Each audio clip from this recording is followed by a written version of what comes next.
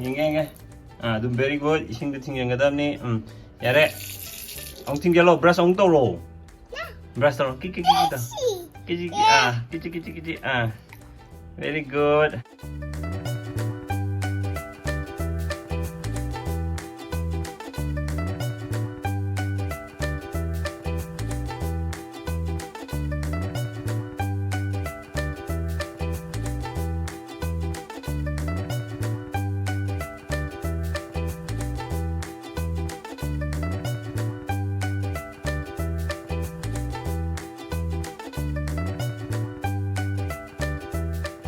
Nam đi arrangement đâu lên mà thắc kia chạy ra mấy anh tôi lôi đấy, xin mà thực tế là mấy anh tôi lôi đấy, modification khác đầu tiên này, xí cái gì nó, xí mà tiếng nó có, nó hàn ủn là kéo kéo một kia rồi mà thắc kia, to, smile này chứ xí chú phút ngã cái ngày làm bên này vậy, lôi mặc sinh thuộc đấy, xí chú lôi xịt hàng cái này, rồi cái xí đấy giờ lôi patient đâu đầu tiên này, mà xí hàng cái liver box mấy anh chứ, xí nó xí đấy liver mấy anh chú lôi hấp dẫn là cái xí giờ cái xí chú hàng cái gì nè, plan tàu này, em bây giờ tôi cái nó chỉ hai ba sticker đó.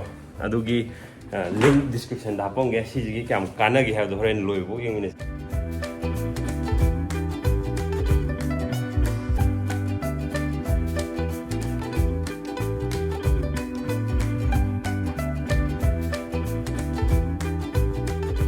sumaina lo shalak bada go mang re thi khangdro bot me amam phange ha ba hoji yo aine sima thak che khoi cholom pan lai be Canada bây giờ phun mềm chân tiêu,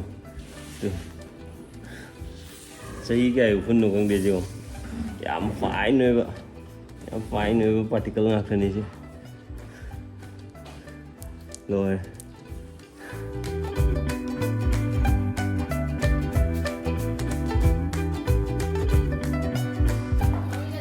không mua chiều thì không làm gì, không mua đâu mà nặng.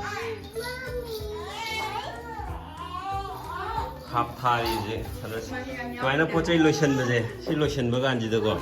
Thì hấp chân kiểu có mẹ nó khung chân là thằng cái gan đã ấm tắc khang rồi đó nè, anh nó chỉ em được cái hấp thì để ý rồi nè, đúng không? Box nắp chân là thầm đấy nè, xin mà thắc lại mẹ em cái nó ấm tắc khang rồi nè bây giờ, hay là box là hấp thì đâu có ý rồi thầm vậy. Break tying is just skin material, tí thòng vào, đấy, sẽ đóng cái đây đi. Con ngu lỗ tuh hiểu ngu cắn nó vậy tìm em phần nghe vi ada ai gì mà nó buồn mà sao gì cái con nó buồn gì hả buồn là gì cả à wow ngày ra cái sản luôn ạ thì mẹ làm gì ông gì thì mẹ sẽ lấy sản phẩm này xong sai cái gì mà phải để đó quay xí cái sao vậy đó thong hapa mà đi coi, yam nuôi đâu nè, thong hapa mà cái nào muốn nuôi được part khác lấy đi, chỉ cũng bà item ở chỗ cái gì, chỉ thong hapa mà cái đi smile thầm bây giờ rồi đấy, hiện tại đó là, anh nhớ bây giờ tay check bây giờ tay, rồi mà thắc xem một chút, sai không một cái mà siêu, xịn anh cái đó, xong rồi được xem chân đấy này, sai, chỉ cái level đó hàng ấy rồi, một thằng, time lapse xong rồi.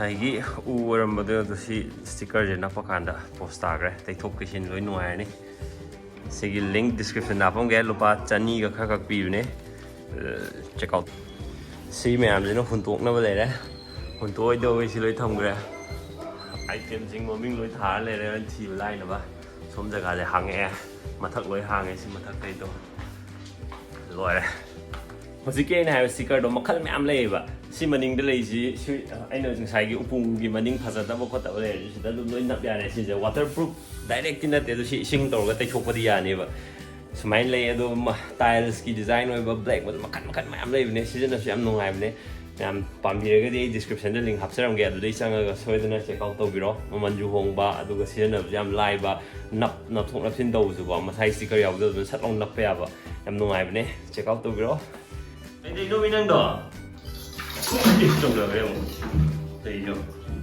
นุ่งไงจะได้ดูด่านุ่งไงจะรู้ป่ะชำล่างดูอ่ะจักรโทก็ยังไงล่ะทุ่ง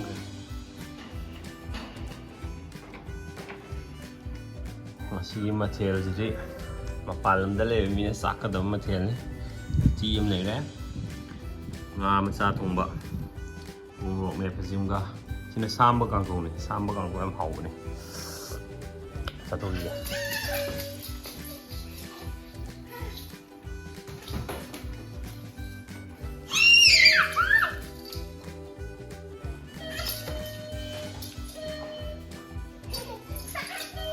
Ikaw wala ituloy ka pagta.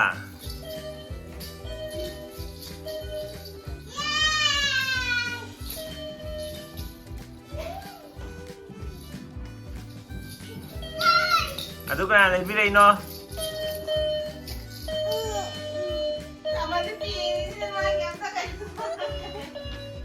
Sisi lu mun ke bang ada?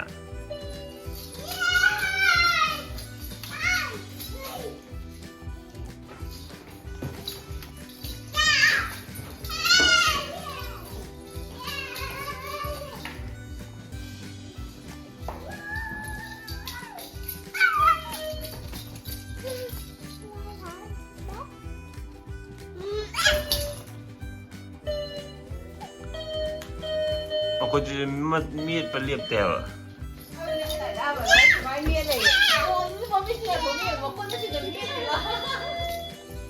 Kamu sih pasal he.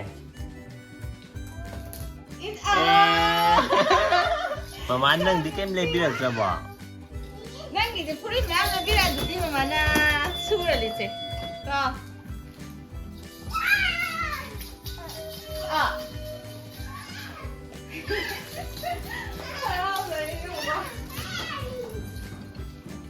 Maaf tak lah pai ke ti kemain tahun ni tu.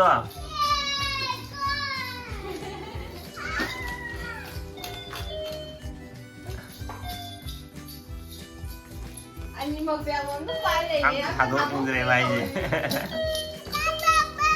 Ha. Tâm na tàu cô. Mita sokani. Gitar tu yang pasai nangi gitar tu yang pasai haba. Sidi kan lagi no sidi. Ting tong. Ngày ra đâu lỗ ngày ra săn là gì heo.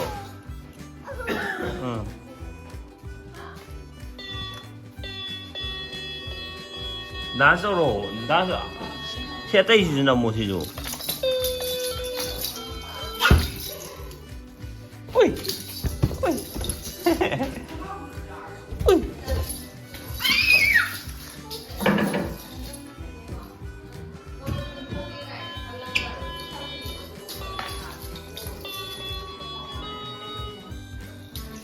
Bro, em phải dậy cơ. Em à, si Angela. Oh no. Si Angela mau bawa nak cerai ke you know.